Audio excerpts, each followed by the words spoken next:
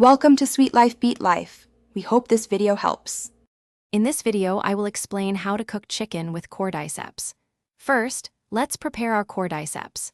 Gently rinse them under cool water to remove any dirt.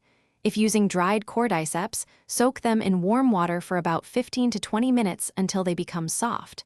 This rehydrates them and makes them easier to work with. Once softened, you can trim any tough ends. Now, let's get our chicken ready. I recommend using bone-in, skin-on chicken pieces like thighs or drumsticks for a richer flavor. Pat the chicken dry with paper towels. This helps achieve a beautiful sear. Season generously with salt, black pepper, and any other herbs you enjoy. A good seasoning makes all the difference. It's time to cook. Heat a large pan with a little oil over medium-high heat. Sear the chicken for about 5 to 7 minutes per side until it's golden brown and crispy. Then, add your prepared cordyceps to the pan and sauté for 2 to 3 minutes. Finally, add chicken broth, cover, and simmer for 25 to 30 minutes until the chicken is fully cooked.